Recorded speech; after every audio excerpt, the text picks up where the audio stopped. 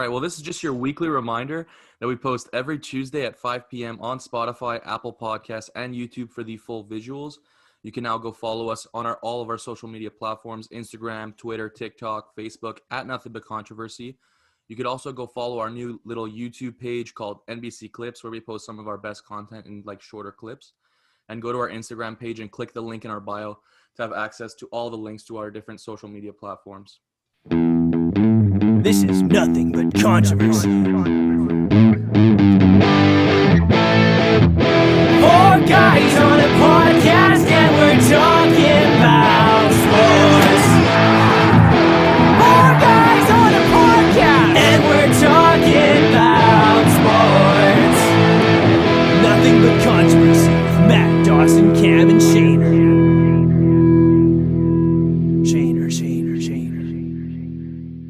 All right, so welcome back to episode 21 of the Nothing But Controversy podcast. And today we actually have an amazing interview for you guys. We have Mr. Arash Madani.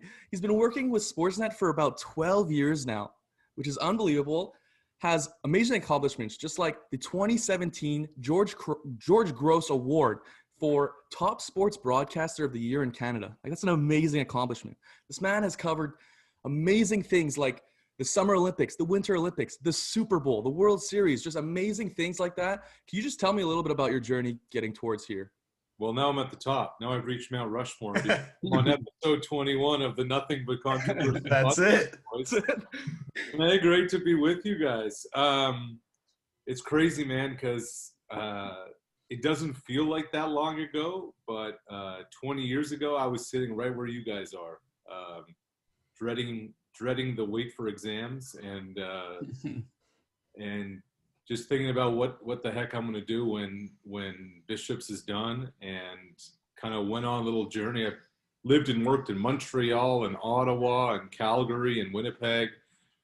And as Matthew mentioned, now Toronto for the last 12 years. So I've done a little bit of everything from sports radio to print to PR, TV, you name it.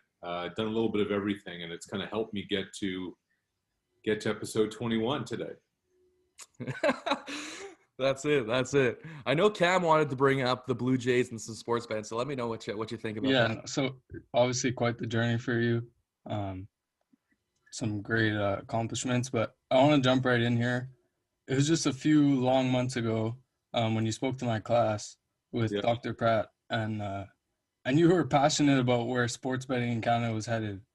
Now with the passing of Bill C-218, or it's about to be passed, what are your thoughts about that, and where do you see betting in Canada like going, especially now here in the next month and a couple months when it's completely passed? So it's Saskatchewan MP who's introduced the bill, and it's gone through the third reading in the House. Now it goes to the Senate. It is Bill C-218. I kind of want to reach out to Kevin Waugh and say we should make it Bill C-217 and a half, and then just take the over. That should be the way to go about it. Look, guys, I think this is going to change the landscape in terms of how we consume sports, period. Because to me, this is not going to be just about getting single game wagering. I've been doing single game wagering literally since I was at Bishops. Like I'm pumped for this because I feel like I have a 20-year head start on a lot of people. But I think what's going to end up happening is whether you're sitting at home, your couch, in the stadium, at the bar, wherever, and you're watching a game on your handheld device or your iPad or whatever the tablet, whatever your choice of thing is, and who knows how we're going to be consuming it, say 5 years from now. There's going to be an opportunity where on the screen, as you're watching the game, suddenly something's going to pop up on your screen of, will Kirk Cousins throw an interception here? Yes. No. Yeah, of course. It's terrible. It's going to be like minus 800. So there may not be any value there. There's going to be an opportunity to do a live in-game fantasy thing. If name me a corner who's going to pick off Kirk Cousins. Jalen Ramsey. Jalen Ramsey. They're playing the Rams, and Jalen Ramsey takes it to the house. Suddenly, at the bottom left of your screen, there's going to be something that comes up. Click here to buy a Jalen Ramsey jersey. I think all of this, whether you're in the stadium, whether you're at home, there's going to be so much interactive stuff. Plus, on top of that, there's going to be real revenue for leagues and teams. We just saw the NFL partner with Caesars at $1 billion a year. And then each individual team can sign up with FanDuel or DraftKings or whatever in order to make that happen. The closest comparable I would have to this in the last few years is when cannabis became legal. You saw everybody kind of explode onto the market. And then eventually it's looking like only 2 or 3 companies are going to carry it forward. I think sports wagering is going to go down that similar road. But the way we watch, the way we consume, the way we talk about sports now is going to change significantly because a lot more people who've never wagered before are going to get into this space, and they're going to start talking about sports in a different way than we ever have. Yeah, so I was just going to ask you that, just as a quick follow-up. Do you see like a bunch of new companies coming through right away? Or do you see like still the main ones being the at the center of this new fad, I guess you could call it? Yeah, it's a good question. I don't know the answer, Cam, because when you start dealing with governments, one, they have no idea what they're doing with sports wagering, so they're going to screw it up, right? So, like, God bless the Canadian government. Only the Canadian government could screw up weed, and they did royally. And the provincial government screwed up. Like, how do you do that? It had been a billion-dollar industry with sketchy dudes driving unmarked cars without license plates, and they were able to figure it out, but our government wasn't. Look, black market wagering, offshore betting is a staple right now. Will that change? Maybe. I don't know how many people are going to change their books initially, your hardcore gamblers, but I think what you're going to end up seeing is there's going to be less pro-line wagering because who needs to bet 3 games or mise au jeu in Quebec? And the other rumbling I'm hearing is that Quebec may not be interested in jumping on what the feds are doing. Of course not. Of course, yeah. There's Always, no surprise there.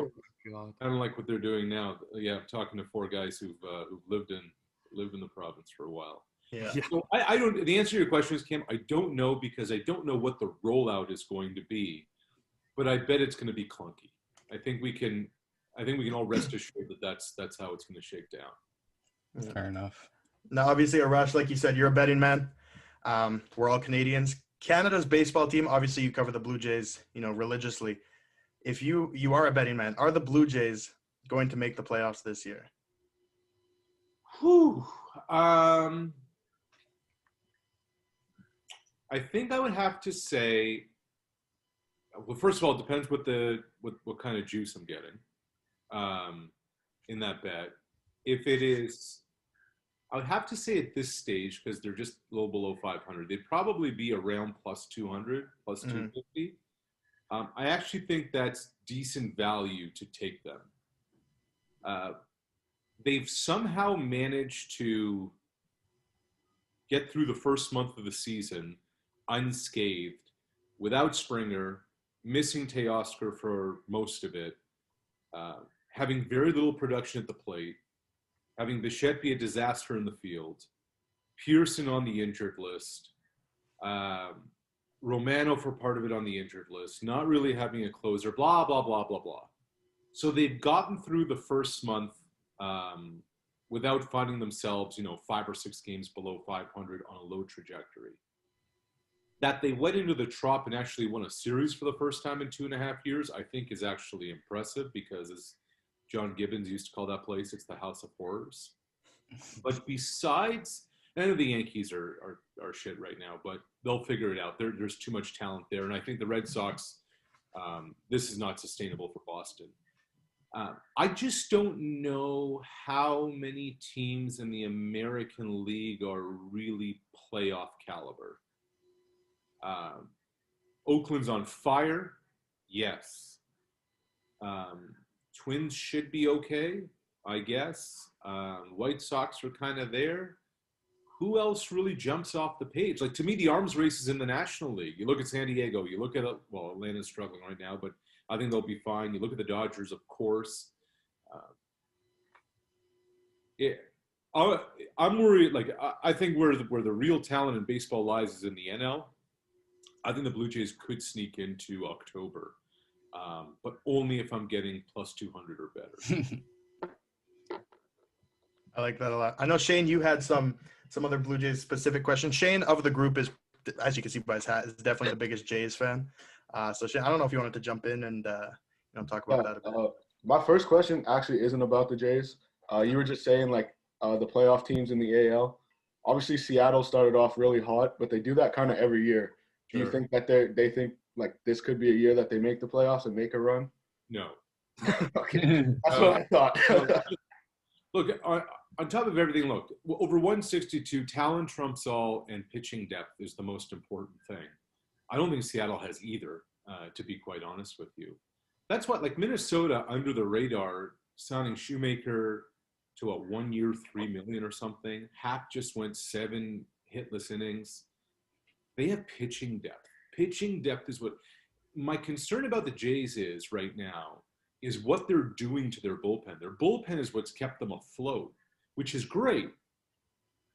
It's not sustainable for 5-6 months of the year to have these guys log these kind of innings in high leverage situations over and over again.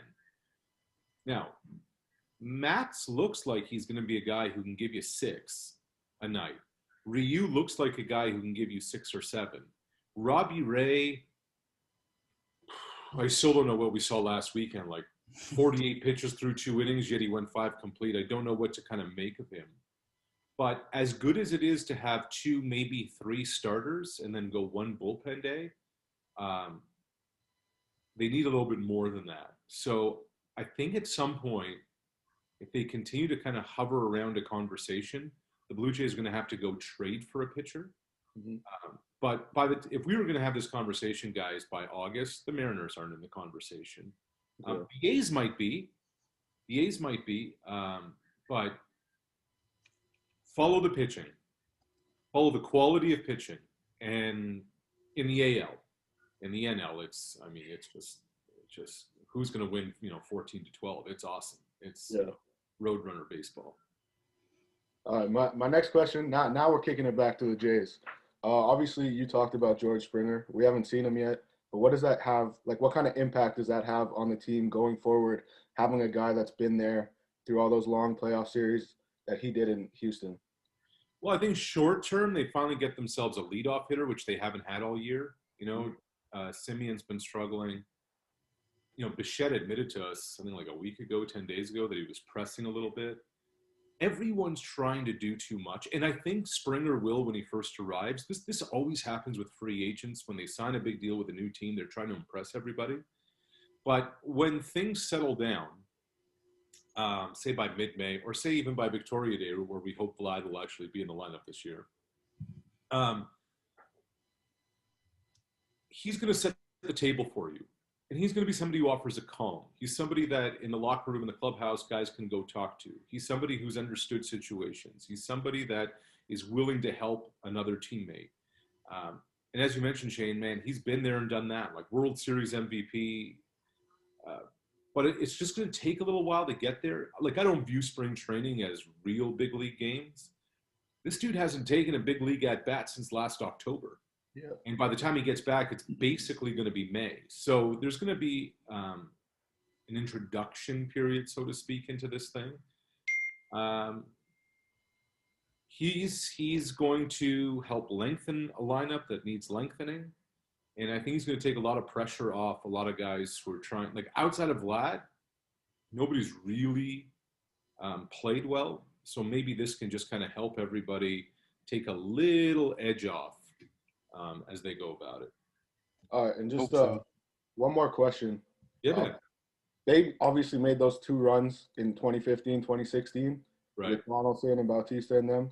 How is the culture different now with all these kids coming up and them being a really young team? Well, it's totally different. It is absolutely different. Like when you went into that locker room, God, it was a bunch of alpha males who were all accomplished dudes who were just like, and they knew what it was. It was go time then. Let's do it now. 100 miles an hour. We're driving through the wall. It's a totally different generation. Guys, they're your age. Yeah, it's crazy. It's crazy to think, yeah. Literally. And, you know, the Bautista Donaldson, like I think Jose's 40 now, right? So like kind of almost old enough to be their dads. And they grew up, they came up at a time where there were no rules. And now there's all the rules. They came up at a time where there were no analytics. Now everything's on a wristband underneath your hat. Mm-hmm. They were old school guys who went 100 miles an hour. They played hard. They prepped hard. They partied hard. They ran the town hard. They ran their mouths hard. It's a totally different vibe. And they're also like, the other thing about this group is that, and I think this is really interesting, is the core of this young group that's come up together, and they all have come up together through the minor leagues, Vlad, Bo, and Kevin. 2 of the 3 are sons of Hall of Famers, and the other played in the big leagues for like a decade and a half. They grew up in this. This is not a big deal to them being around a big league locker room or being around the field or hanging out with the guys. There's not a wide-eyed, oh my God, I've made it kind of thing. So now it's just a matter of figuring themselves out, figuring the league out, and there are going to be ups and downs. You're seeing it right now with Bichette, saw it last year with Guerrero, you're seeing it now with Biggio learning a new position. It's all part of it. It's all part of it. But the hope, the thought, the understanding is by the time they're 2 or 3 years from now, say 2 years from now, when this team should be contending, Ryu in the last year of his contract, Springer in year 3 of his contract, the core, the young guys in their arbitration years, that's when they should be able to have figured something out by then. And if they do, shoot, it could be fun. All right, I'm just going to hop in here before we wrap up the interview. I just want to give my my little question here. The draft is on Thursday. I mean, we are filming this on Monday, so the draft's on Thursday. You're wearing that Minnesota Vikings sweater. I looked at your Twitter bios. You said you're a big Minnesota Vikings guy, but not a big Kirk Cousins guy. Right. But since the draft is on Thursday, I think Minnesota's picking 14. What's, let's say, your dream guy slide into you? Like, who do you want them to take? And then let's say, who do you think they're going to take? So dream scenario. So first of all, they better not take a nickel corner because it feels like we take a nickel corner every year.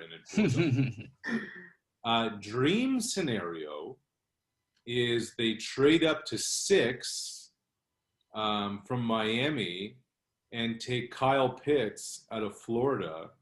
I cannot remember a more dynamic, explosive, get up, climb the ladder and go get it, threat, skill position talent since Calvin Johnson. Like, this dude is Megatron 2.0. He can play tight end, he can play slot, he can play receiver, and he's so big and so strong and so fast. If you put him, say, at the X receiver spot, there's no 5'9" corner who's going to be able to stop him. So then you're going to have to double team him, which opens up your offense, which even a moron like Cousins might be able to figure out. So that's my dream scenario. My dread scenario is yet another nickel corner for Zimmer to, drool over his morning chewing tobacco with. God only knows how they're going to fuck it up this year. That's who you think they're going to pick, though, is another nickel? Of course. That's what we do. Yeah. Right. Or an offensive lineman who they reach for who can't play. But no, I don't know what they're going to do. Mm-hmm. Jefferson's a hell of a talent. But then, that was the pick for Diggs. And then with our own pick, we went out and took another corner who's now going to be suspended and probably put in jail after 1 year. So God only knows what they're going to do. Yeah, I feel like 14 is a very interesting spot, though. Like, you could do a lot with it, you know? There's always – I feel like there's also a lot of, like, talent in the first round where it's like there's some guys that could go from either, like, between 8 and, like, 25. You just don't know, like who's on whose draft board and stuff. Like maybe I'm spoiling it for the boys, but I think I had them taking a safety, Trevin Morig from TCU. They did the corner last year from TCU. The safety would make sense. Harrison Smith's getting long in the tooth. They don't, they just lost Anthony Harrison free agency. I'll give you a couple predictions about the draft, guys. All right, here we go. All right. So first one, Deshaun Watson is going to be a Miami Dolphin. Wow. Two, Zach Wilson is going to be a major bust. There seems to be some sort of consensus around that, though, and I like it personally, but I've heard that quite a bit. I feel like he just came out of nowhere like 3 months ago. It was always Fields and Lawrence, and then Lance was in there a bit, and then Zach Wilson just shot out of a cannon and up everyone's draft board. But Zach Wilson can make the throws. There's a lot more to being a quarterback than just making throws. Absolutely. Quarterback, especially in New York. Mac Jones to San Fran. Yeah. I mean, look, Kyle Shanahan, he's in love with Kirk Cousins, which is he just wants a system quarterback. Terrence Marshall, LSU receiver. I bet he goes to Cincinnati with the second pick, the second round pick the Bengals have, whatever that is, 36, 37. Mm-hmm. Hooks up with Burrow again. I think the Bengals take that Oregon tackle in the first round. And I really think that you're going to end up seeing Pitts be used more as a receiver, as the X receiver in the NFL than as a tight end. So those are my 4 days out of the NFL draft, short-term and long-term predictions. Love it. Yeah, not much to argue with that, to be honest. It's always a great day when people hype up the Florida Gators. Oh, there you go. Shane, you do not like Mac Jones. I could tell from your reaction. Oh, man, no, I do not. I think trading up to 3 to draft Mac Jones is a fireable offense. Here's another fireable offense. The other thing I was told is that the Niners offered the Jets the 12th overall pick for Sam Darnold, and they turned it down. And what they end up getting, like a 6th and a 2nd and whatever. So, yeah, they got Yeah. That's wow. Yeah, that's a drastic difference. That is crazy. Wow. Come on, Joe Douglas. Yeah. That is. No, they're just the Jets. The Jets are kind of like the Clippers. Like, they're just hopeless and they'll never win. Yeah. I mean, it's hard to argue with that. I'm a Lakers fan, right? Like, the Clippers is like when you look and you're like, oh man, I got like some scum, some gum, a cigarette butt stuck to the bottom of my shoe. That's what the Clippers are. It's your little brother that won't leave you alone. Well, they're the little brother who just like wets themselves and like forgot to wear a diaper. Like, you're just like, okay. Oh man. But anyways, that does it for our interview with Arash Madani. Just wanted to say thank you again for joining us. This is a great interview, a lot of insight. We really appreciate having you on. Episode 21. Appreciate Thanks for taking the time. All right, you got it. We'll see you down the road, fellas. Take care. Welcome back to episode 21 of the Nothing But Controversy podcast. And what an interview that was with Mr. Arash Madani. Great guy, super funny, great knowledge of sports. We're definitely going to have him back on. Absolutely. If he'll join us, for sure. With that being said, let's hop into a new segment. A segment that's like relatively new that we started doing. We're going to do this all the time, and it's called This Week in Sports. For those who are just joining us for the first time or have never seen This Week in Sports, basically it's just we're going to bring up something that happened last week in sports. I'm just going to – and we're probably all going to end up talking about this because pretty much our whole podcast last week was about the draft. And the NFL draft happened. So that's my thing I'm going to bring up. And since we're going to talk about it a little bit during the podcast every now and then, I'm just going to bring up like one like crazy stat, okay? This stat is about Trevor Lawrence, okay? The surefire number 1 pick, easiest pick ever. Everyone had him at number 1. best player in the draft, best quarterback we've seen as a prospect in a while, okay? Another stat said Trevor Lawrence, unless he goes 17-0, is set to lose the first regular season game of his life. He went undefeated all through high school in the regular season and in college. Wow. Like, if that doesn't tell you, number one pick, a guy who you're going to draft is going to make you a winner, like, that is just the craziest stat. Clemson lost once last year in the regular season. That he was hurt. That's crazy. He had COVID. He wasn't even hurt. He just had COVID. Like what an unbelievable stat. A little hometown bias. The only guy I know who almost did that is Kyler Murray. He was 43-0 in high school, and then I think he lost. He only started for one season at Oklahoma, so I think he lost one game in the regular season. But no doubt, Trevor Lawrence is next level. Hey, that's why Tanner said if he came out straight out of high school and went to the draft, he would have got picked first overall. Yeah, every single year he could have came out and he could have been the number one pick. That's crazy, though. I didn't know that. Yeah. Wow. That's sick. That's wild. Speaking of the draft, it wouldn't be the show Nothing But Controversy if we didn't argue a little, okay? And Matt, I think you're going to back me up here because we actually already had this conversation, okay? And my hot take of the draft, I don't care, Shane, how happy you are. I think Kadarius Toney was a reach. I think it was a reach. I'm not taking anything away from him. And to talk about fun stats, he was projected last year to be like a 7th round pick or something, and now he's set to make like $7 million just in his signing bonus, which is fucking crazy. But Shane, you can fight me on this. You can throw stats at me, but I think Kadarius Toney was a bit of a reach. I think. Go ahead, Shane. Go. I agree it was a reach, but he was still a first-round pick. It's not like they were taking some guy that was going to go in the second round. Like, he was there to be a first-round pick. He was obviously the receiver they wanted after Devontae Smith went to the Eagles. So they got an extra first-round pick, extra first and fourth, to move back 9 spots. Absolutely. They ended up getting a receiver that can do literally anything in their offense. And it was a reach, but getting the picks that they got and getting a receiver, which they thought they needed, like, it works out, I guess. Yeah, don't get me wrong. The trade back was probably the best trade of the first round, I think. Absolutely. But for me, if Rashad Bateman's on the board, it's tough. I'm saying. But it's tough for me. Signed Kenny Golladay to be that big receiver. Why do you want to, like, I understand we have Sterling Shepard and stuff, but Darius Slayton and Kenny Golladay are both big receivers. Yeah. You got to pick what you want.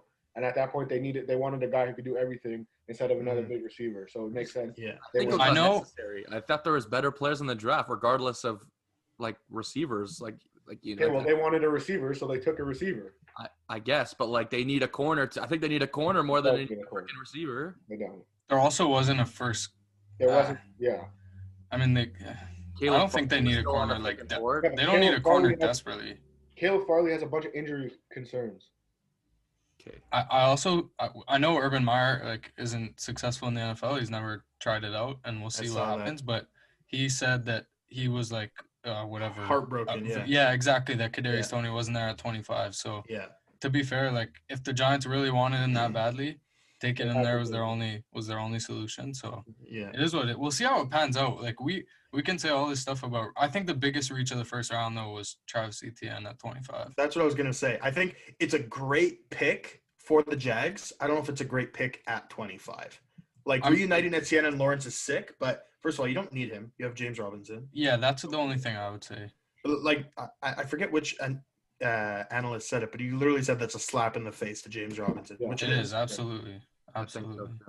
But yeah, that was definitely a reach. The only one I would, kind of point to, not because of skill, just because of where he was projected, was Alex Leatherwood. But I don't think there was many crazy reaches this year. Before we move on to anything else, just talking about Travis Etienne and James Robinson, it was so funny. Literally 2 minutes after Travis Etienne got drafted, one of my buddies who's in our fantasy football group chat, who has a keeper, he kept James Robinson. He's like, can we change our keepers? I was like, I guess. That killed me. Urban's gonna be running that 2-back system. I mean, if they think it makes sense, they trust each other. So Yeah, I wonder how We'll see much where they pull go. Trevor had on that. Probably a lot. probably a decent amount. Yeah. Just so we saw what Burrow got his guy. So I saw it was crazy. All the quarterbacks getting reunited with their receivers, like Jalen, with Devontae, yeah, who was Burrow. it? Burrow and Chase, Tua and and Jalen Tua, Waddle. yeah, Tua and Waddle too, which is crazy. It's sick. Yeah, That's that actually is super sweet. cool. And then who was it? I think Devontae and Jalen were at like a Sixers game the next day, which is sick. That's crazy. Yeah. Mm-hmm. Yeah, back to the draft. We had 4 Canadians drafted in the first 4 rounds. Javon Holland, safety out of Oregon, went before Morig, whatever. That's crazy. Right? Yeah. But I watched a bit of tape on him before the draft just because I heard like a bit of buzz around his name. Like that kid can ball, man. Yeah. And then Josh Palmer, receiver out of Tennessee. I don't even know where I think he went to Miami, but I could be wrong. No, he went to Carolina? Chargers. Oh, he went to LA. All right. Yeah. He's a baller too. And he was doing it with a barely serviceable quarterback in college. I like Jarrett Garantano, but he's not panning out at all. And then our boy from Montreal, Benji St. Just. He's just a fucking freak of nature. Yeah, unfortunately going to division rival, but we'll take it. I hope that guy succeeds. Still, and then Chuba went to the Panthers. I think that's super interesting. Yeah. They beefed up their O-line. They Well, got Mike JC Davis Horn. role. Yeah, I like it a lot. I mean, listen, And she can stay healthy. if they're scared of Christian McCaffrey playing 3 downs a game, I'll drive. Let's say. I mean, he's a good third down back to have. If they want to limit his reps. Yeah. He's had all those injury Like, problems. let's not forget that Chuba, if he declared last year, he was in the conversation with the Jonathan Taylors, the J.K. Dobbins. Like, he was going to be like a second. running back taken. Yeah. Like, Yeah, that's I think he crazy. would have been too. Just judging by where Jonathan Taylor and JK went. Like they both went in the second round. Yeah, and right? Swift too. Yeah, so there you go. The first running back was Clyde. Clyde. Eh? Yeah. Wasn't a great running back class. Like I think the 2 best running backs in this draft, maybe even the best 3, are up there. Like Najee Harris is best out of any of the running backs in my opinion in the last 2 drafts. Travis Etienne I think is better than Clyde. Honestly. I don't know, man. Jonathan Taylor looked nice last year. Yeah, it's all gonna depend on the fit. Yeah, exactly. DeAndre Swift was pretty nasty at Georgia. Yeah. Yeah. All right, enough about the draft. We covered that all last week. We don't just talk about football here. We're going to talk about hockey. We're going to start it off. Boys, the Cole Caulfield goal scoring Fuck yeah, baby. begun in Montreal. Jeff Petrie is back, man. Yeah. Jeff Petrie is alive and well. Yeah. See, bro, every time Weber's out of the game, Petrie just steps up like crazy. Came out of hibernation. Yeah, exactly. Literally. They got to start using Petrie more as their number 1 instead of Weber when he's healthy, but that's my opinion. There's a reason I don't get paid to coach the Montreal Canadiens. Number 2, Ryan Miller. Canadian legend for letting in that great goal that Sidney Crosby scored, the golden goal. Thank you, boss. Every Canadian will always know him for that. Is retiring. He had a great career. Congratulations to him. And shout out to the Kings. You guys see they all stayed on the ice to congratulate him after that last game. Yeah, they all stayed to give him a hug and handshake. Yeah, I don't think so. I don't think so. It's tough. He bounced around the last few years of his career. You mean big? I feel like he was in Buffalo forever, and then he left and he went to. He was in Vancouver for a bit. He got traded to St. Louis from Buffalo. Then he went to Vancouver. Yeah, it's giving me real Roberto Luongo vibes. No, Roberto Luongo is way better than Ryan Miller. And he's in my funnier. opinion. No cups. Changed teams like the end of their career, I guess. Yeah. GM and Team that Canada. was, Pretty cool. Yeah. Or Just something. going He's an back to exec. Shane, I know you wanted to. I know you brought up the Cole Caulfield thing, but if there was ever a doubt that Shane was a sports guru, it was just fucking proven on Cole Caulfield's first goal. So obviously we have a group chat for NBC, and you guys can vouch for me. Maybe 10 or 15 seconds before Caulfield scored the overtime winner, Shane just called it. He's like, imagine Caulfield scored right here. Yeah. And then boom, it was fucking amazing. No, that's not even what he said. He said I feel so bad that the Habs fans aren't gonna for Cole Caulfield's first goal. Bro, that building would have been raw. Oh my god, on a Saturday. Oh yeah.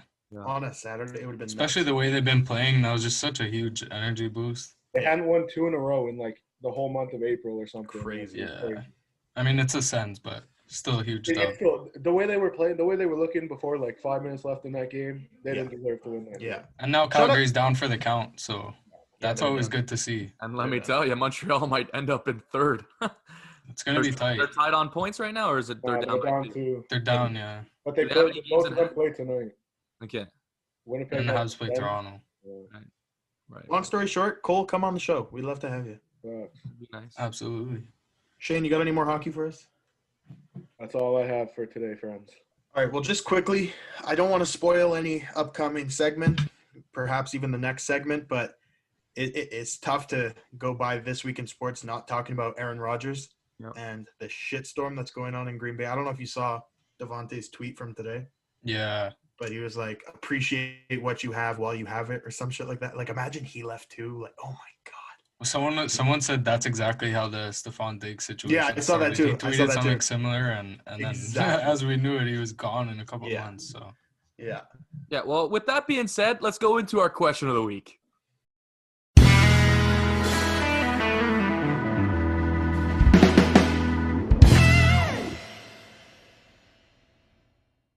And for the past couple of times, we've had a couple questions of the week. This week, this hasn't changed. We have 2. And, we just kind of debuted it a little bit. But the question of the week is, what is your prediction for how the Aaron Rodgers situation is going to play out? So basically, for those who don't know, if you've been living under a rock, Aaron Rodgers basically that he's done. Yeah. He is not with football, but with the organization, okay? Yeah. With the executives and stuff, okay? And now apparently it's coming out, he's saying like it's either he's leaving or the GM's getting fired. Like it's one of the two. And whatever. He's really mad because he wanted to keep it private, and then all the media started buzzing about it and whatnot. Like Matt LaFleur and like a bunch of executives have taken like a bunch of trips to California to try and convince him to stay, and apparently he's not budging and stuff. But yeah, so I guess like what's your prediction? My prediction is I feel like this happens quite a bit. I mean, maybe not on this magnitude of this kind of player, like the reigning MVP. There's only been 2 MVPs that have not played for the same team the year after, and they both have been retired. Like they both retired after winning MVP. Yeah. No No ever playing to play for another team. Yeah, so like that's crazy when you think about it. But I'm just imagining things are going to chill out a bit. People are going to start to relax, and the Packers are going to do something, or they're going to do everything they can to keep Rodgers. I can't imagine Rodgers playing for anyone else. I just don't think he's gonna. Like, I don't think he would leave unless he went to California just to go back to where he's from. But like, I don't know. I think he's built a life in Green Bay. I think it would be like he'd be like the biggest villain ever if he left. Like that'd be crazy. Like, yeah. I agree with that, but also he's like, well, I guess he's gonna get married now, but he doesn't have a family. Like, he's not. There's a lot of rumors that he's not close with his brother or parents. So, I feel like there's nothing stopping him other than his love for the city, which has been a little bit distraught. But also, just quickly, I've been to Green Bay. There's not much to love about it. Like, it's not like there's no redeeming qualities. Like, there's Part owner Lambert. of the Bucks too, or something. He might be. Like a super small stake in them. I Yeah, think. he might be. he had that video of him just absolutely awfully chugging that beer in Milwaukee. Like just awful. Like I could probably chug like 3 beers before he's done one. I think David's actually already did it. Shane could get 5 down. Like Yeah. But it yeah, was nothing crazy about Green Bay. So carry on, Cam. yeah, I don't know. I think he'll stay, but part of me thinks he might go too. Yeah. I do like Amari Rodgers in the 3rd round for him, though. I think it's a sneaky little addition for them. Yeah, it killed me. It's like breaking news. Rodgers will play for Green Bay this year. Yeah. And it's like Amari Rodgers. I still can't believe they didn't take a receiver in the 1st round. Yeah. Like, I can't believe it. Like, literally the whole story blew up that day. Everyone's freaking out. They're like, they better take an offensive weapon. They think it went cornerback. Like, It's like shit like this can't change your draft plan. Like I don't care who it is, bro. Like it can't change your draft plan. If you're going but to me, like, how is your draft plan not getting a receiver in the first place? Like, Well, maybe they don't value the guys that were there that highly. I don't know. you know, maybe Bateman was Bateman was gone. Yeah. Yeah. Bateman was gone. Or maybe they wanted Tony and Bateman, and both of them were gone. And Elijah Moore they didn't have a first round grade on him. Yeah, I mean, I've said this on the podcast before. Like, I appreciate Aaron Rodgers for his fantastic, unbelievable football skills, but like, it's not a secret that he's kind of a dick, right? So I don't think he's so overly attached and feels obliged to stay in Green Bay. No, I think exactly. yeah, you gave me a career, yeah, you did this, yeah, you did that, but like, fuck you. Like, I don't think he's super, like, he doesn't feel like he's obliged to stay in Green Bay. And I think Green Bay management, like, they've proven it the past 2 years. Like, they're playing hardball with him too. They drafted Jordan Love. They fucking drafted a defensive player in the first round. I don't know if you guys saw this yesterday or today, but Aaron Rodgers publicly praised this receiver. I don't even know this guy, Jake Kumaro. I don't even know him. He was like a fifth receiver. Yeah. Like, Aaron Rodgers, like, publicly praised him, said, like, he's been great for the relationship between him and Green Bay, and then Green Bay cut him today. Like, what the fuck? No, there's some weird stuff going Like, on it's with him. weird. It's like, And it went from like him, like that headline came out of like he told the management to accept the Niners offer, and then it was he told the owner to fire the GM. Like, there's a lot of bad blood right now, and it's boiling, and I don't know what's gonna happen. Yeah. Bold prediction. The GM walked in on his wife and Aaron Rodgers. That's why they have such bad blood. Oh, fuck. But yeah, No, go Dawson. He must have joined. I'm saying, like, obviously I understand that you're fucked up. You're fucked Well, up. I mean, if the guy walks in, he closes the door. There's no real bad blood. If he joins in, then you might have something to a bone to pick with him. Anyways, I forgot what I was gonna fucking say. Thank you for that. Now I'm just picturing You're Aaron welcome. Rodgers fucking. Oh, I always gotta keep you on your toes. What was I gonna say? Oh, the moment's passed. Okay, yeah, I saw like a stat today that it was like no quarterback has ever played 17 years for Green Bay. And it was like Bart Starr played 16, Brett Favre played 16, and Rodgers just played his 16th season. Mm-hmm. That's crazy. Yeah. So, honestly, I think he's going to be back. And, like, if he's not, there's apparently a rumor that he's going to retire. I don't think he's going to retire. I don't think so. Like, So if he does, then fine, you don't have him, but neither does the other 31 teams in the NFL. the only way I see him retiring is if he gets that job at Jeopardy, like hosting Jeopardy, you know?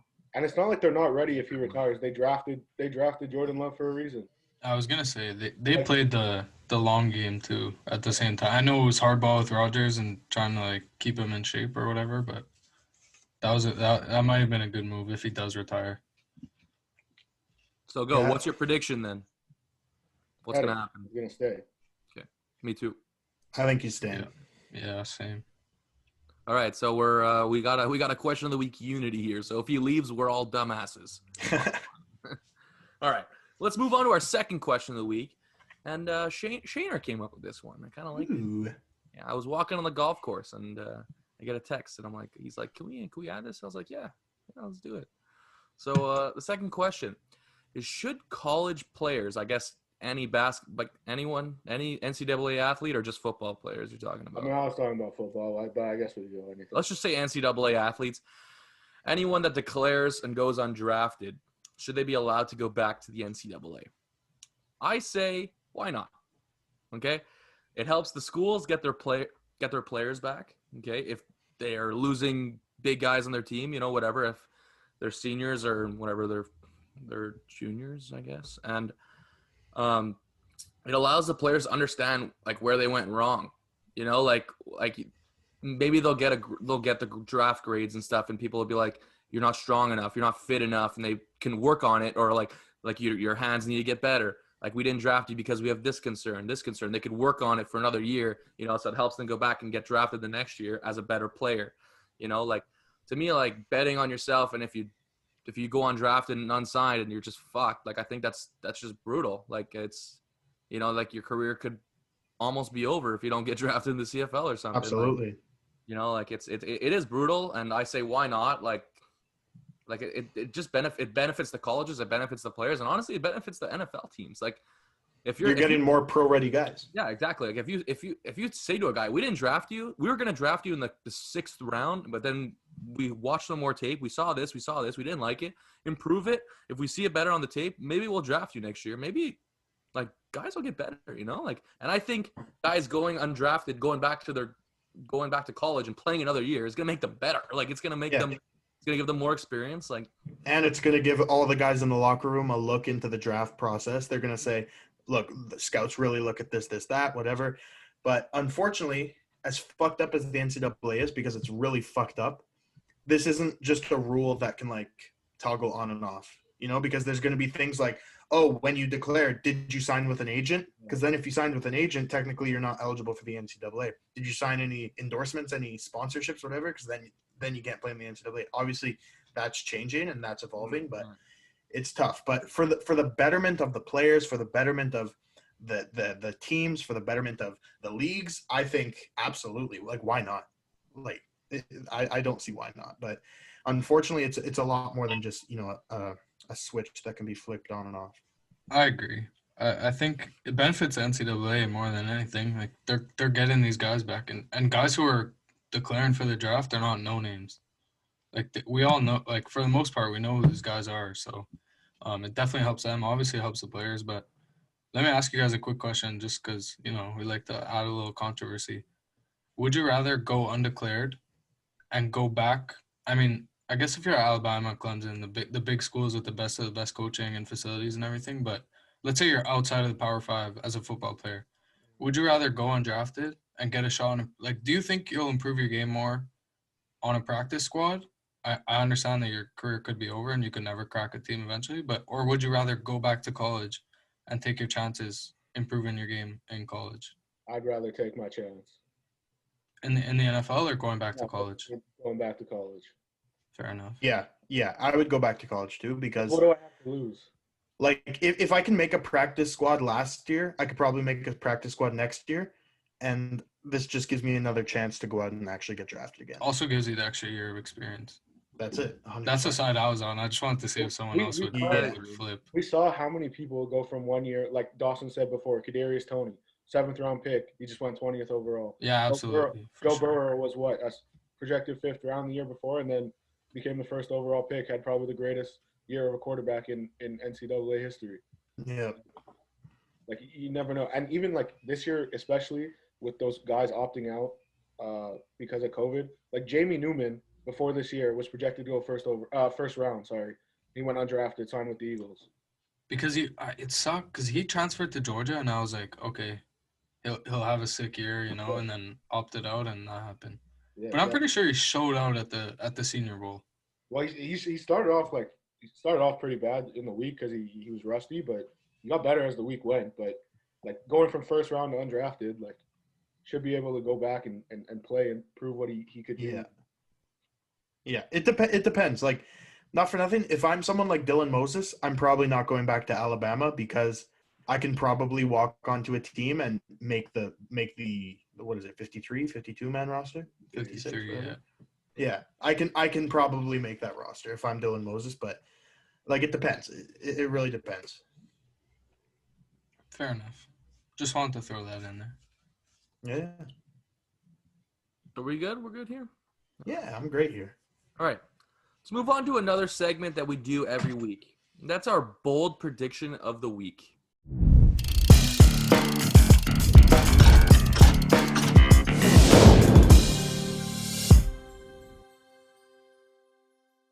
So this week I got a little future bold prediction. Okay? It's kind of still about the draft, but it's a guy who got drafted. Okay? My bold prediction is that the winner of the 2021 Offensive Rookie of the Year will be Devontae Smith. Ooh. I hope so. You don't hear any complaints out of me. All right.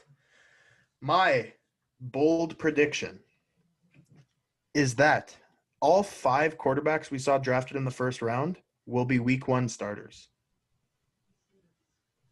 And that's bold. That is bold. Very bold. Start off over Cam Newton.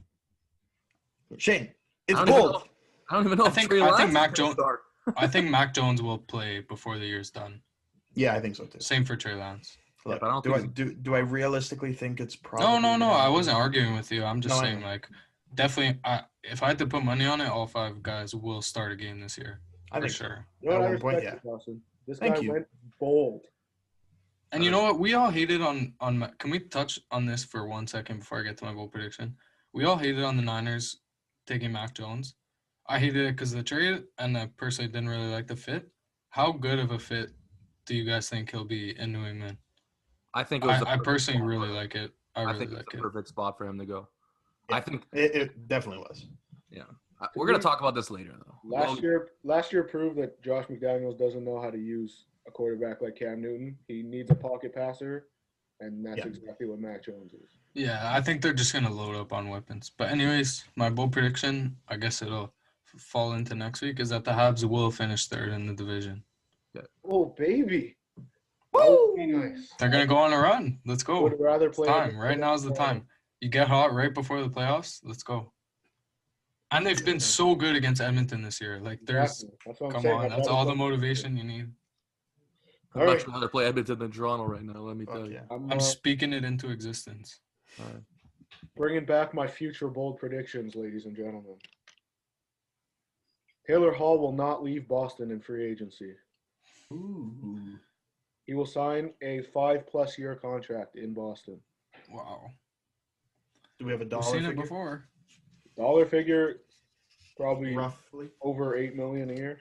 Shaner on the sticks. Taylor Hall asking for 8.2. Give him 9 just Let's because give him 2. it'll make him No, sign. I don't offer Taylor Hall contracts. You know that. Oh man, I like those. But All right. it's time to move on. It is.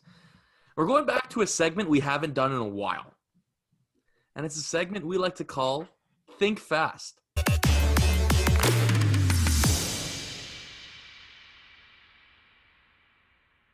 So for those who don't remember or don't know, Think Fast, just a little game we like to play where I'll ask a question and these guys have like 5 to 10 seconds to write down an answer, you know, thinking quickly, and you got to think fast, right? That's it. I got 5 of these today. And spoiler alert, they're all about the draft. Woo!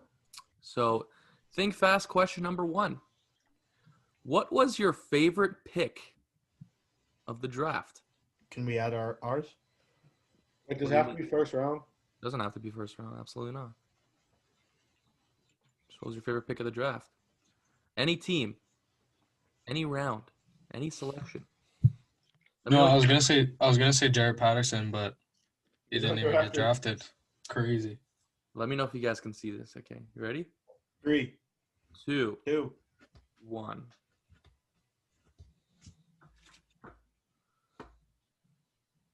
All right, so I have Devontae to the Eagles.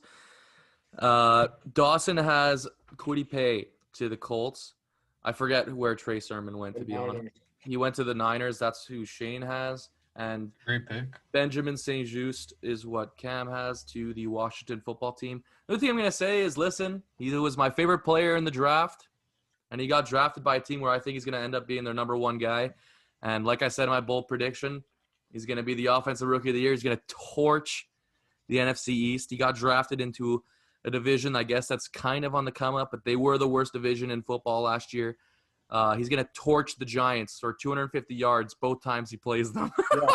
Giants top 5 corner in the NFL. That's how it's going to go down. All right. Are you done, Matt? Yeah, I'm good. So going in, Kwity Paye was my number 1 pass rusher. I had him over Jalen Phillips.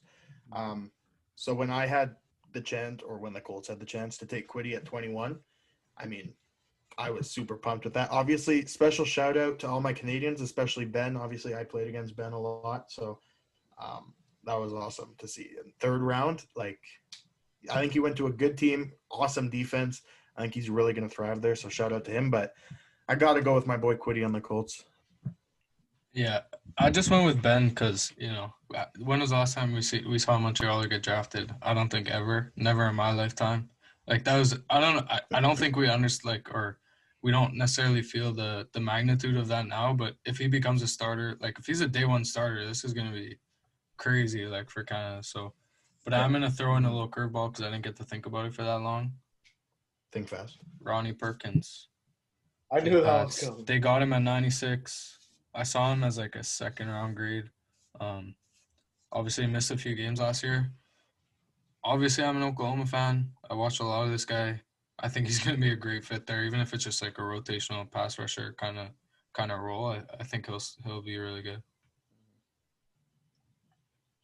All right. First off, shout out to my boy Ojolari. That was a great steal in the second round. But Trey Sermon to the Niners in, what was it, the fourth round, I think? That was a great – they redid, like, that whole RB room. You know, Tevin Coleman left. Matt Breida left last year or 2 years ago. When was it? Jerick McKinnon just left also. Yeah. Yeah. So they're rebuilding that running back room behind Mostert, and I think Trey Sermon fits perfectly behind Raheem Mostert. I find they're really similar running backs. I just think he's going to fit perfectly in Shanahan's offense. Another Oklahoma guy. Well, move on to question 2. Yeah, I'll give it to you. Yeah, let's move on to question 2 here. We just did what's your favorite pick? What's your least favorite pick of the draft?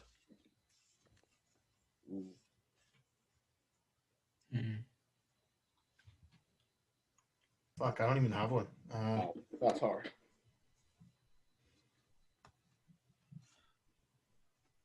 I don't even know why. I don't like it. I don't like it.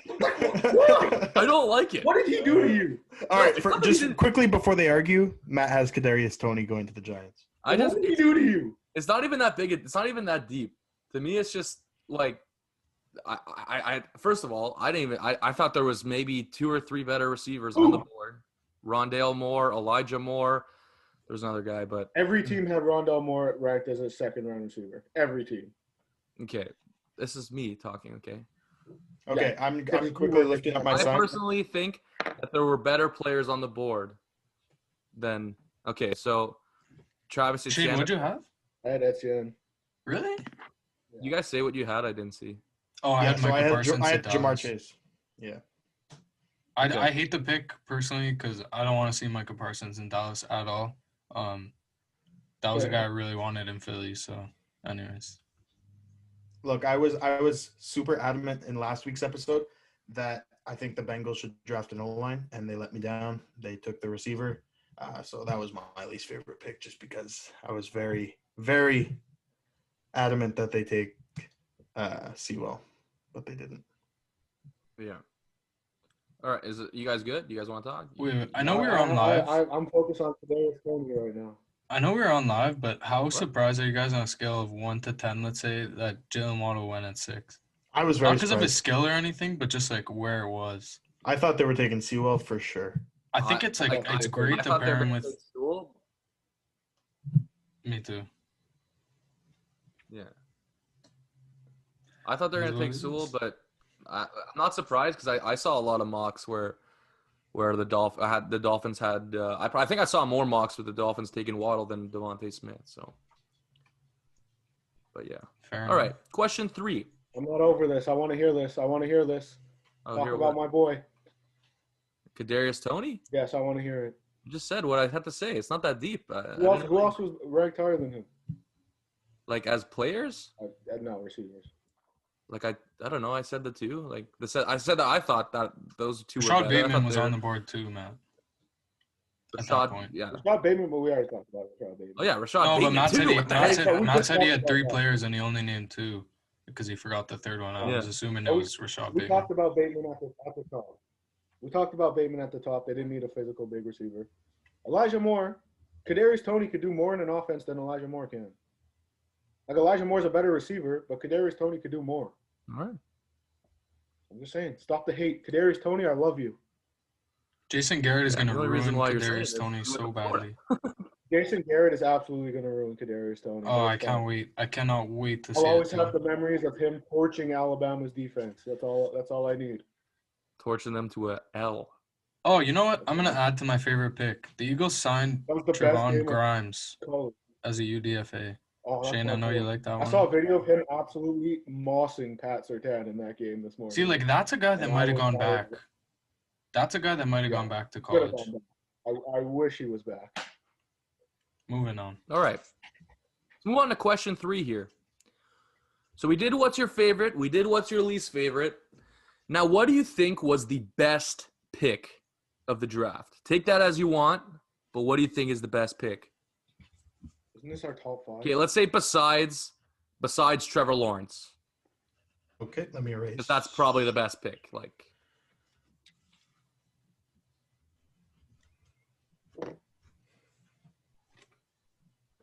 I know what Matt's gonna put, but do you? yeah, you're gonna put Mac Jones. No. Oh, I think Sewell to the Lions is an Wow. absolute slam dunk. All four of it's us, a think fast unity. dude. All four of us had Sewell to the Lions, and let me tell you, what I was thinking the Lions staff was probably thinking ahead of that pick is exactly what they did. Like when they showed like Dan Campbell them, that one guy freaking out. Like, dude, them getting Penny Sewell at 7 is so crazy to me. Yeah, Like they got the steal. Like, oh man, and it's crazy to think you got a steal at 7. You know, like, oh man, like, I thought that was easily the most slam dunk pick besides Trevor Lawrence in this draft. Bro, Kyle Pitts was good too, though. Kyle Pitts, I'm happy they took Kyle Pitts. Brad Holmes was ready to run through a brick wall after he Yeah, drafted. absolutely. Absolutely. was it the Eagles? I forget who it was. There was like the director of player personnel. Yeah, Like, so like they were going around and props Oh, and everyone, yeah. and this guy's like, no. because so he's been the GM of 2 teams, I believe. In the NFL. He's been around the NFL for like 40 years or something crazy. Okay. And so you can like people like read his lips and like deciphered it and said basically he said look at the board or stick to the board or something to that effect. So basically Milton Williams, he's a D tackle but he's one, I don't know, he looks pretty cool. I watched a bit of tape, but I guess they wanted a corner and they didn't go get him, so he was very upset. It looks terrible though. That was a hilarious video. Yeah, it was fucking funny. All right, what's number 4, Matt? All right, question number 4. Okay. What is your prediction out of this draft class? Who is the player that will win Defensive Rookie of the Year? Hey, think fast, not think long. Yeah. I gotta think of all the players that were drafted. Yeah. All right. Really? Dawson has. Their defense is so bad. I have a shocker. Yeah, I like that one too. Caleb Farley. I'm just doing this for controversial reasons. Also, shout out to Dane has. Okay. It's John, right? John Stokes? Eric, Eric Stokes? Who's John Stokes? Who am I thinking like of? Jon Snow, like Anyways, Eric Stokes. J.C. Horn. J.C. Horn. All right. You know what? With him with Dante Action Jackson, I like it a lot. I don't know. Listen, when I was doing my mock draft, I had Greg Newsome going to the Titans because I thought, and I was like, that's probably one of the most slam dunk picks they're going to get. And they had Caleb Farley fall to their laps. Yeah. Like, I didn't even imagine Caleb Farley following that. I said there was no chance that he even gets past the Colts. And he did, which is crazy to me. And listen, I love this guy. A lot of scouts say that when healthy, he might even be the best corner in the draft. So we'll see what happens. But if he plays well, I can't wait to see his career. I mean, I know he's playing against your team, Dawson, in Tennessee, but he's a good player. Carson's going to fucking torch him. No, but I chose Micah partially because I was panicking because I was running out of time. And also partially because, like Cam said, the Cowboys defense is kind of shit. So I think he's going to stand out, first of all, in that defense. The only thing that's concerning me a bit is the Cowboys didn't pick up Leighton Van Der Esch's 5th-year option. So he's going to be fucking balling out of control on what is now a contract year for him. But yeah, I think he's just going to play really well. I think they have a good linebacking core too. So we'll see. With Sean Lee retired, I think he slots in pretty easily. Yeah. I like JC because, I don't know, like I said, Dante Jackson, he's balling. JC can come in and be that number 2. In that division, there's no absolutely ridiculous number 2s. Calvin Ridley might be the biggest one. Or Godwin, maybe. Yeah. I do have good ones. Those are pretty good number 2s. The only one that doesn't have one is the Saints. Like, oh man. But anyways, I do think Zaven Collins has a good shot too. I could see him getting like double-digit sacks potentially. Mm-hmm. So I think it's going to be interesting this year though for defense. Last year there wasn't like it was Chase Young. Julian Blackman kind of came into the conversation a bit like midway through the year. Jeremy Chin was in there. Jeremy Chin. Yeah. Yeah, Jeremy Chin wasn't bad. Out. Yeah, I really hope Jeff Okuda comes around this year because he was a very hyped prospect. Did Sean Wade get drafted? What? Did Sean Wade get drafted, or did he not? Baltimore took him. Really? It's a good pick. In like the fourth round. But he was projected to go top two, not top two, but the first 2 rounds at one point. No. But before last year, they played Clemson. The first corner off the board. Yeah. Damn. But all right, I went with Eric Stokes here, simply because playing opposite, it's Jair Alexander, who may have been the second or third best corner in the league last year. So no quarterbacks throwing it to him. So Stokes is either a sink or swim. He's got to prove, because they're gonna attack him. So he's got to prove that he can play in the NFL. And if he proves, I think he's a runaway defensive player of the year. And now he's got Rodgers breathing down his neck because they didn't draft the receiver. Yeah. Yeah. All right, let's go to the last question here. In your opinion, what was the biggest surprise of the draft? I want to say Sewell again. I mean, I'm gonna ride with this one. Saints taking Peyton Turner was Dawson's. That was your biggest surprise? I'm just gonna go with Etienne again. Okay. Yeah, it was my biggest surprise because, again, I'm not the biggest college football guy, but like I knew a lot of the names in like the first round and whatnot, but I just didn't know that guy. Actually, I'm changing mine. I have a or more falling to 52. Oh, that's what I was changing mine to. Yeah, I'm very surprised about that. Has anything come out? No. Nothing's come out, eh? That's so weird. Sam, what'd you put? Eagles didn't go corner in the first 3 rounds. I think if JC Horn was there at 12, they take him. But I figured if they don't get one in the first round, they'll go second round or maybe third round. But they did not go corner until the 4th or 5th round. So not a good buy. Another big surprise for me was, again, it's a biased one. It's the Colts, but the Colts taking Sam Ellinger, I was a bit confused. Freaking Saints took Ian Book. Yeah, but you guys need a quarterback. We took a quarterback last year. Yeah. I think of all the outside first round quarterbacks, Ian Book is probably the smartest guy to come to the Saints. I think he'll, if anyone could learn that offense quick, it's him. Yeah. All right. You have anything to say about that, Shaner? No. All right. Shane loves Ian Book. I do. I'm a big Ian Book guy. Are you actually? Yeah, I love Ian Book. Interesting. I told you, my dad's a big Notre Dame guy. I always watch Notre Dame. I'm a big Ian Book guy. I wanted Ian Book. I wanted them to draft him. I wanted the Giants to draft him. Okay. All right.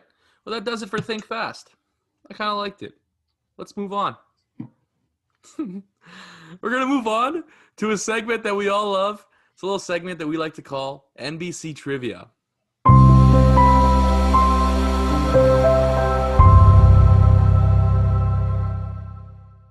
So as you guys remember it, I was usually the host, but now we're deciding to change things. What we're going to do is, starting today, whoever wins trivia will become the host the next week. Who's the defending champ? The defending champ is Shane, but Cam is starting. It's Dawson. I thought it was Dawson. I thought it was Dawson. I thought Shane came back. I don't think it's me. Hell no. No, Well, it's me and Dawson have the same amount of dubs, so Trust me, if it say was hello me, to your I'd new be trivia master. Get ready. It's gonna be a fun one this week. Got my I'm paper. excited. I'm I'm scared. excited.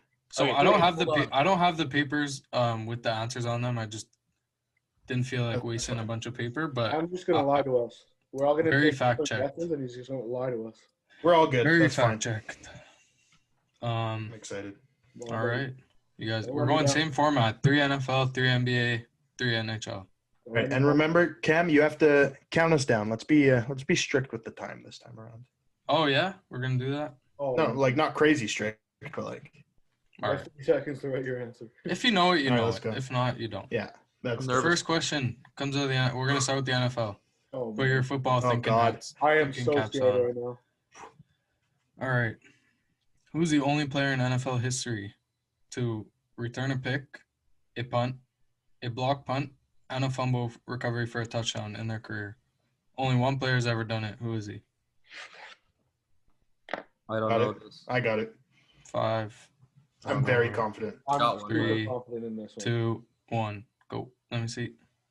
Oh. Dawson got it right. The Yes, only sir. Ed Reed. I saw that stat the other day somewhere.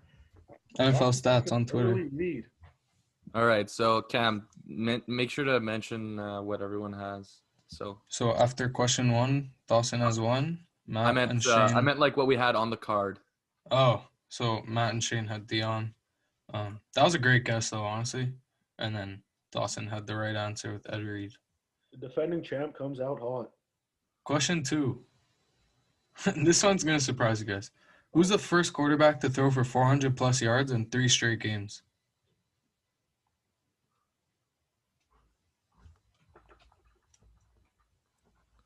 Seven, 6, Good. Idea. 5.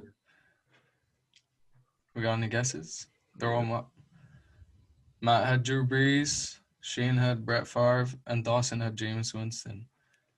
Sorry to tell you guys, no one had that one right. It was Ryan Fitzpatrick, Wow. Bro, 2018 with the Bucks. you're lying to me. Wow. I think Patty Mahomes did it after him, but he was the first one to ever do it.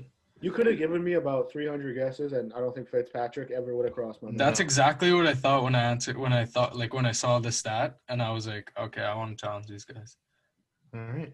All right. So, still Dawson's the only one with a point here. All right. Yeah, we get it, all right? Question 3 for the NFL, the last one. Who was the last defensive player to win MVP? Fuck. I don't know if he ever won, but I'm going to pray to God. He ever won. What? I don't know if my guy ever won either. I think I'm thinking of the Heisman. Put him up. Matt had Charles Woodson. Shane and Dawson both had J.J. Watt. Boys, it was Lawrence Taylor in 1980. Okay, that's what I was gonna put too. I was gonna put that too, but I'm like, it couldn't have been that long. I don't know. I just remember J.J. Watt just going off that one year. I really, you know, when he had like 5 touchdowns? As a tight end. Yeah. Yeah. All right. After NFL. Yeah, after NFL, there's barely any points on the board. I guess I went a little too hard. I'm sorry, boys. Brutal. They get easier after. I'm just going to pray for NHL because that's all I got right now. Well, you could count me out for NBA because All right, NBA, here we go. Which current Oh, we're ending with NHL. Oh. I need to stack them now. All right. Which active player's father is the GM of Team Canada basketball? There's not that many Canadians in the NBA. I know this. And his dad played in the NBA as I'm well. pretty sure. I'm almost 100% sure. I'm probably wrong. Let's go. 7, 6, 5, 4, I'm I have no idea. I'm wrong. 2. So Matt and Shane had Andrew Wiggins. Dawson had Kelly Olynyk. Boys, he's a young buck. RJ Barrett. Oh, really? Really? Yeah. Oh, it makes Dad's sense. He's buddies with Steve Nash. Like, yeah, it makes sense. Rowan Steve Barrett, Nash his is, father. His Fuck. godfather or something. Do I get half All right. points for Kelly Olynyk? You win for No, Kelly. he might not even make the roster. Yeah, that's crazy. Kelly All Olynyk right. definitely making that roster. Yeah. Especially with Murray out. Anyways, moving on to number 2. Where did Luguentz Dort go to college? And I thought of this question. I have no idea. I thought of this question after he balled out against the Raps. Let me know when I can raise it. 4, 3, 2. Let's go. Matt. Shane and Dawson both got it right. Lou Dort went to Arizona Oh. State. I needed that one to stay alive here before NHL. Yeah. Tell us the score. Before the third question of the NBA, Matt has none, Dawson has 2, Shane has 1. Tight race. All right. It's embarrassing. In it. Another college question. I like these ones, to be honest. I love Where did college Chris stuff. Paul go to college? I don't know any of these players. I Where they were. have no idea. He gave them their first number 1 ranking I'm definitely wrong, but in the I'm NCAA. just going with the first school that came to my mind. this is the first one that came to my head too. It's All not right. even right. 3, 2, 1.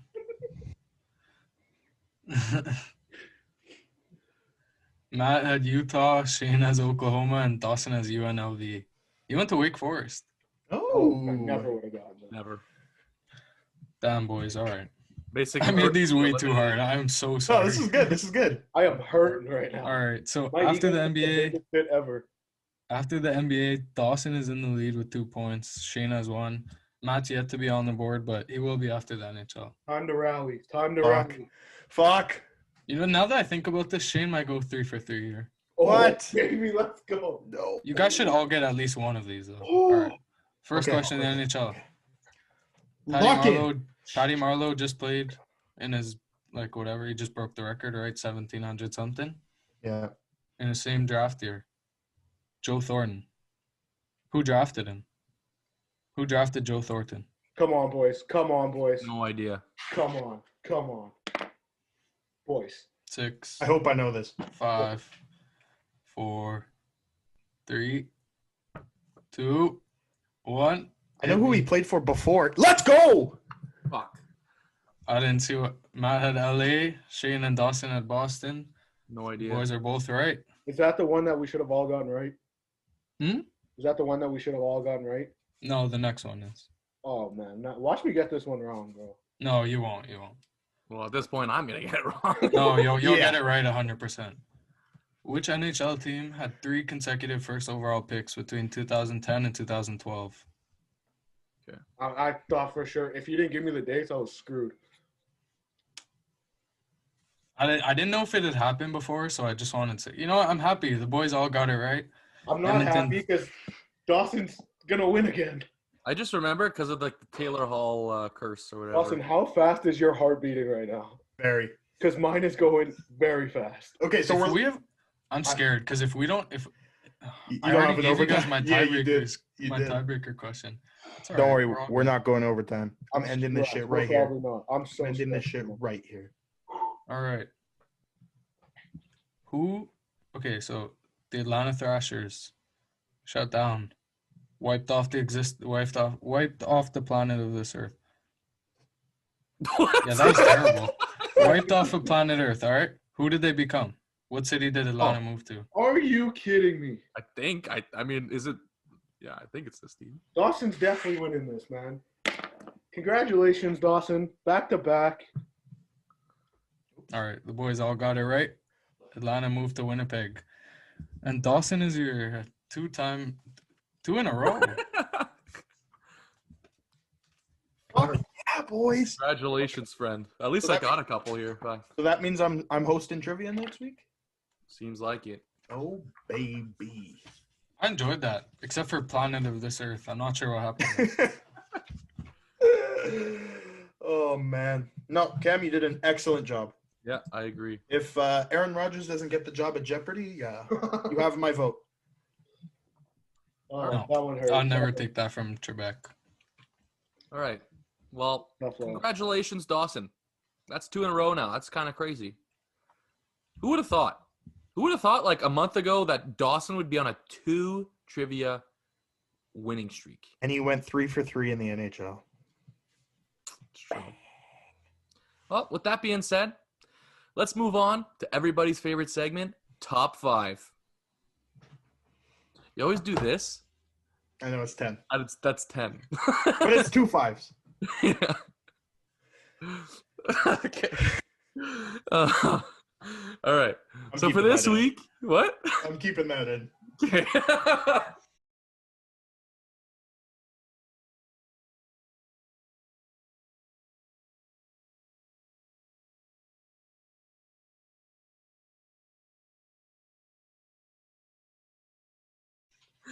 All right. So Oh, shit. All right, so for this week, we decided to do top 5 biggest 2021 NFL draft steals. Okay, so I'm going to go first. And I know you guys might not like this, but I'm going to shout out Mac Jones to the Patriots, okay?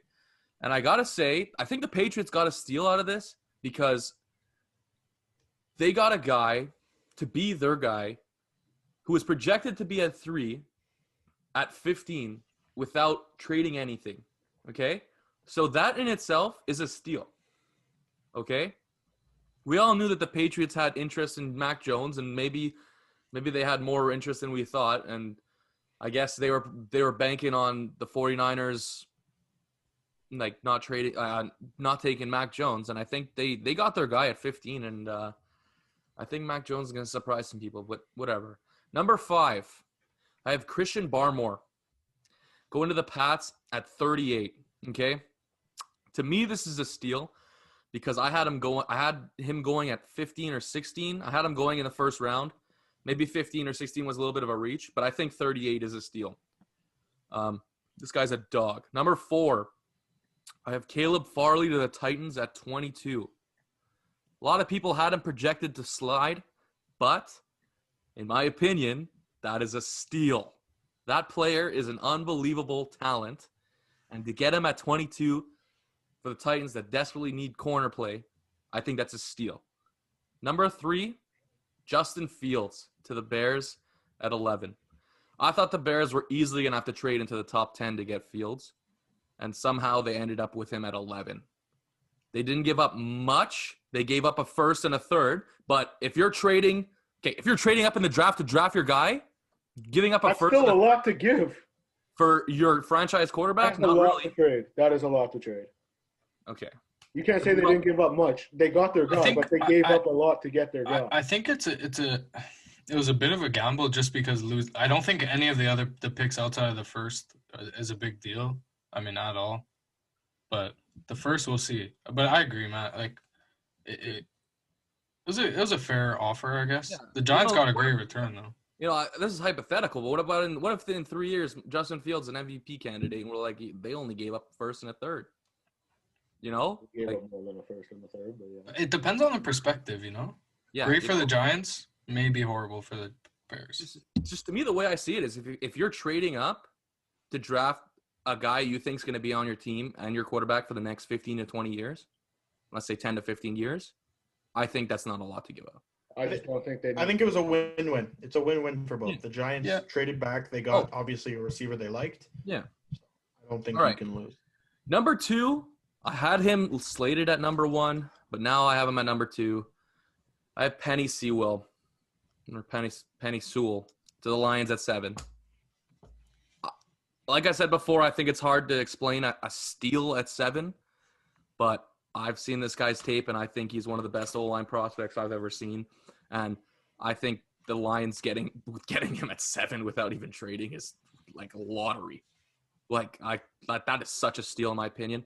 And number 1, I think it's got to be Jeremiah Owusu-Koramoah at 52. A lot of people had him in the first round, and he slid hard. I had him slated as my second best linebacker in the draft after Micah Parsons, and they got him at 52. Yeah. Steal of the draft, in my opinion, although Sewell is definitely going to end up probably being the best player, the best steal out of these 5, unless Justin Fields turns into like the greatest quarterback. Yeah.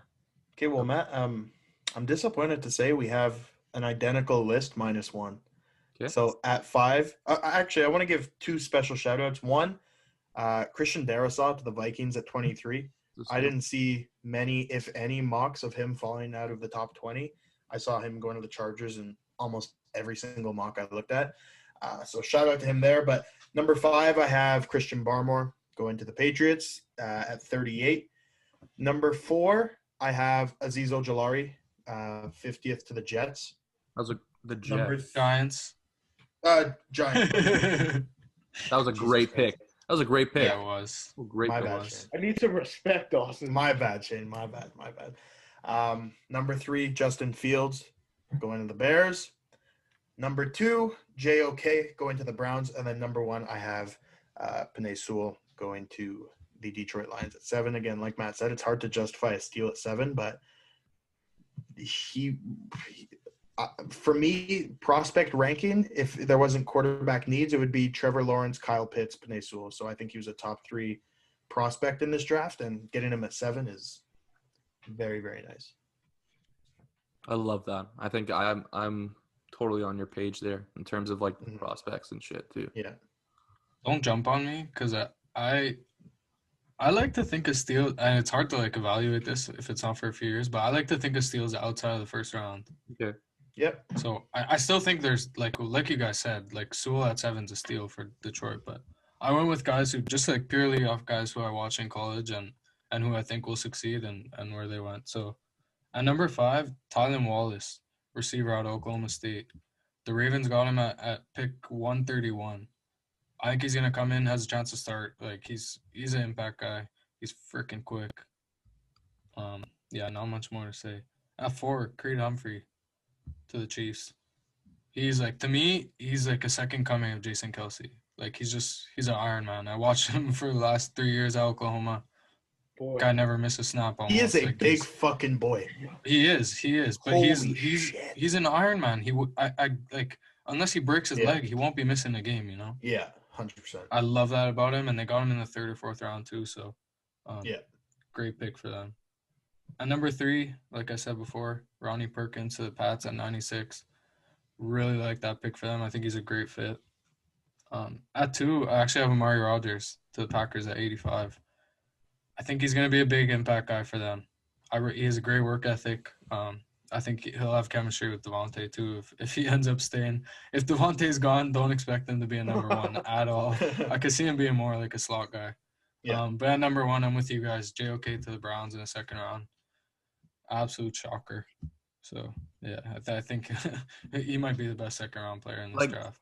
Like we always say that like we're always saying on this podcast, we have a group chat going, and literally like the entire, like literally after pick like 18, literally JOK next for sure. JOK here. Literally every second text was, okay, it's got to be now. Like, yeah. Okay, he's a lock here. Yeah. I thought for sure someone would call up. Who had the Jags had the first pick of the 2nd round, right? Yeah. I thought someone would for sure trade up and take him because it didn't make sense. Then he slid like 20 more picks. Dude, I thought the Saints were going to take him. Like, yeah, like I don't know. All right. But when Cleveland traded up to get like to 57 or whatever the hell it was, like we all said it. We were all like, okay, it's JOK now, finally. Yeah. All right. My list, like Cam said, I didn't have anybody in the 1st round, just because like you're picked in the 1st round, you're supposed to be there. So, number 5, Creed Humphrey at 63 to the Chiefs. I told Cam like 3 months ago that I wanted this guy to be the future center of the Giants, and my heart shattered when he got drafted by the Chiefs. They rebuilt that O-line. You heard me say on a podcast earlier that they needed to fix their O-line, and they completely revamped it.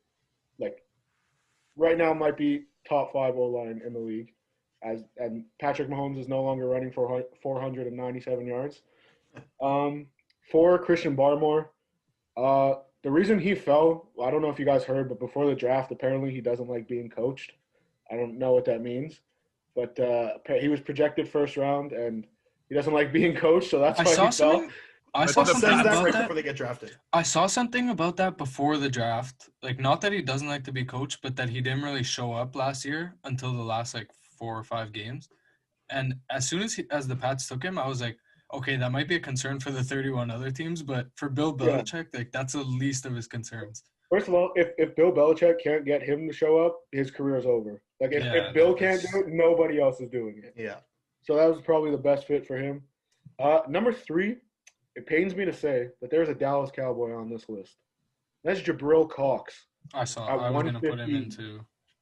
Like I know they took Michael Parsons in the 1st round and their linebacking core is stacked, but there's no way he should have been in the 4th round. He should have been a day 2 pick. Probably end of 2nd round, early 3rd. He was a baller at North Dakota State, then transferred to LSU and just kept playing at a high level. Another guy I wanted. At number 2, I have Trevon Merrick Yeah. because he Fucking fell love hard. him too. I saw something that I think is really true. The Raiders could have drafted him at, 17 or 18, and then drafted Leatherwood in the second round, and they would have had the same draft, just Yeah. like reversed. Yeah. But him falling I did not think he was getting past Jacksonville at 25. No. Like I thought there was no way. And then at 33 too. Yeah, and they That took is- Tyson Campbell at 33, I think. Yeah. At number 1, I have JOK. Also, it's not even up for debate at this point. I don't. No think. Ojulari on your list. I just don't want to sound biased, so I didn't put Got it. it. It's a huge. There's honorable also like mention. that little like you could jinx the guy, you know. Yeah, exactly. Yeah. But I heard Yeah, I like him and feel you. Andrew Thomas were roommates at Georgia, so I'm sure that helped out the. That's that dope. tree. Like Andrew That's Thomas was at his draft party. Oh yeah. Yeah, I heard a couple analysts say he's the best. He's their best Yeah. pass rusher. a lot of people this had him as draft. number 1. Yeah. You know, I feel like a lot of in a lot of drafts, there's always like a couple guys that like are like, let's say like 4th round picks or whatever, and they end up being like Pro Bowlers, like all stars, in the league or whatever. But then there's sometimes like the guys that go with like let's say at 52, right? And let's say JOK turns into like a top 5 linebacker. People are just gonna be like, what were we thinking? Yeah. Like literally everyone had him like up on their draft boards, like in the top 3 linebackers, and he gets drafted at 52. The And last, like, the last Notre Dame linebacker that was projected 1st round that fell to the 2nd round was Jalen Smith, and we all know how good Jalen Smith Yeah. is. Well, that was a little bit different though. He was hurt, but Yeah, he blew out. maybe his leg. JOK is hurt also. We don't know. Yeah, that's why I'm so curious about why did he fall? yeah. Sure, There we'll has to be figure it out something. eventually. There has Like to be I like Jamin Davis. I don't know how he'll fit in Washington. Like he got a lot of buzz the few weeks before, like leading up to the draft. But like for there to be no backer between him and JOK, I don't know. Weird. He definitely lied about seeing the $100 bill at the end of the playbook. Oh man. But yeah. All right. That does it for top 5. Top 5 biggest steals of the draft in 2021. Let's move on to our last segment of the week. The segment that we end every week with. That is our lock of the week in terms of betting.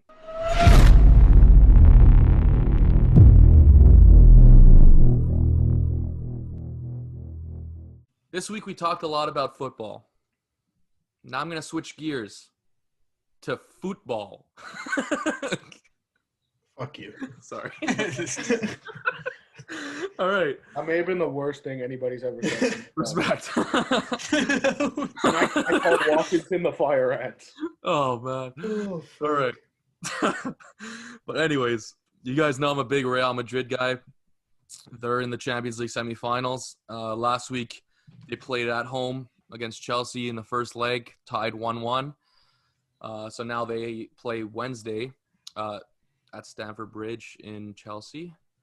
And they have to score at least 1 goal to even have a chance at making it through. Because if it ends 0-0, it's aggregate 1-1. And Chelsea has the away goal, which puts them through. So my lock of the week is actually a tough one because right now they're not favored to advance at all. But my lock of the week is that Real Madrid will advance to the Champions League final. I like it. Yeah. All right. So as you guys know, with my bold prediction this week, I went pretty bold.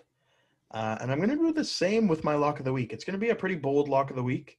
Well, it depends how you take it, but I love the Blue Jays this year. The Blue Jays are the record doesn't show it, but they're a very good team. They are exciting to watch. Yeah, Oh yeah. big time. So speaking of exciting, what's more exciting than a home run? My lock of the week this week is Vlad, Bo, George Springer, and Teoscar all hit homers this week. I love to hear that. All right. I love to They hear all that. hit dingers this week. Put a parlay. Fuck. Fact, might have to. Shane touched on Taylor Hall a bit before. Boston's looking to secure their spot. The Rangers hot on their tail. They're both sitting at 4 and 5. Boston in the spot right now. They play on Thursday. Boston's gonna win. Boston Bruins lock. I'm gonna throw money down on that too, for all the listeners. Well, Boston gets a point tonight. It's over. Like they clinched the spot. Well, that sucks. We're gonna stick with hockey here, boys. My boy, Brock Besser out in Vancouver. Hasn't scored in 4 games.